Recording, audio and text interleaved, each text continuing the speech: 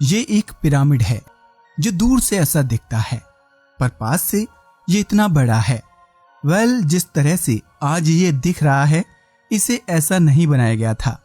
आज आप जाकर गीजा के पिरामिड्स को देखें तो आपको ये दिखेगा कि वो पिरामिड रेत और स्मॉग से ढक गए हैं, पर 4000 साल पहले ये और भी सुंदर लगते थे। ये चारों ओर से लाइमस्टोन से कवर्ड थे, जिससे ये वाइट दिखते थे।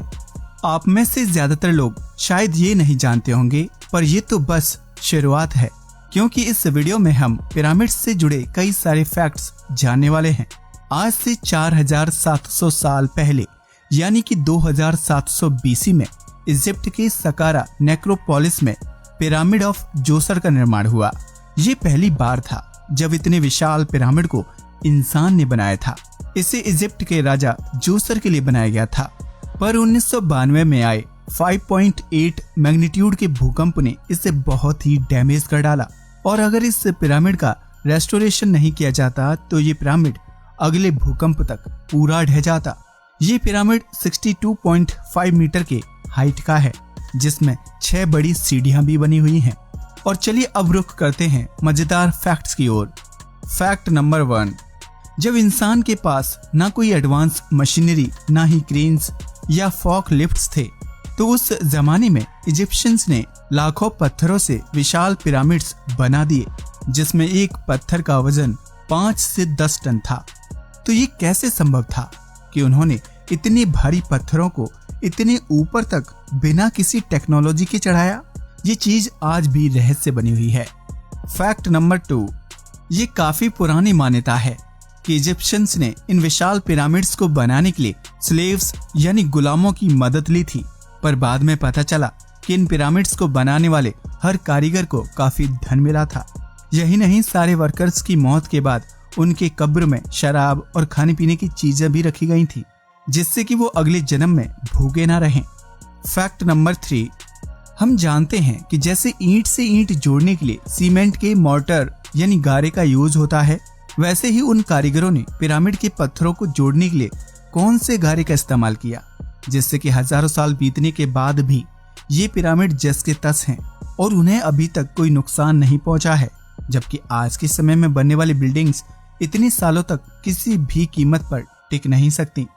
फैक्ट नंबर 4, जैसा कि हमने आपको पहले बताया कि पिरामिड एक्चुअल में लाइमस्टोन से ढके थे, पर हम आपको ये बताना भूल गए कि इजिप्शियंस वर्कर्स ने उन लाइमस्टोन को इतना पॉलिश किया था कि वो सूर्य की रोशनी से रिफ्लेक्ट होते ही डायमंड की तरह चमकते थे।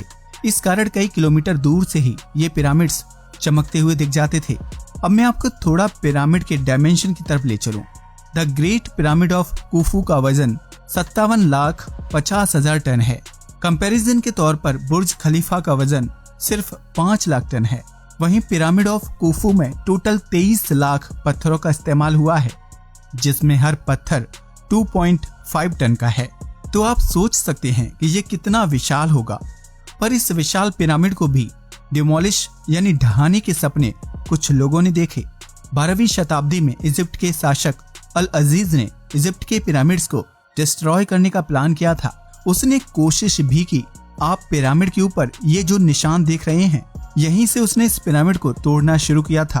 पर जब अल अजीज ने देखा कि पिरामिड के इतने छोटे हिस्से को नष्ट करने में उसे 8 महीने का समय लग गया, तो फिर पूरे पिरामिड को तोड़ते तोड़ते तो उसका जीवन ही निकल जाएगा।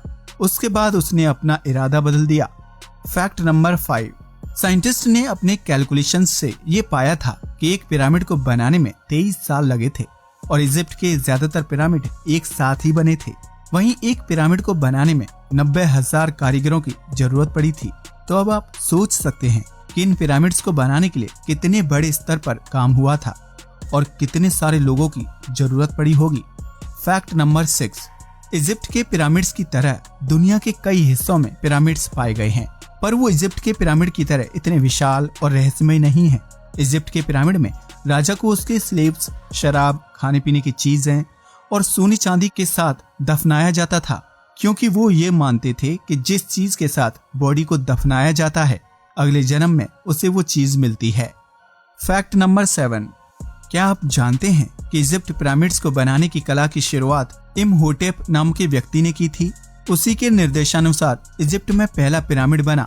इमहोटेप एक आर्किटेक्ट होने के साथ साथ फिजिशियन, एस्ट्रोनॉमर और इजिप्शियन पंडित भी थे। तो ये थी एक छोटी सी गाथा इजिप्ट के पिरामिड्स की। अगर इस वीडियो में 10,000 लाइक्स आते हैं ना, तो इसका सेकंड पार्ट भी जरूर आएगा, और वो भी ऐसे मजेदार फैक्ट्स के साथ जिन्हें आपने अभी तक नहीं सुना होगा।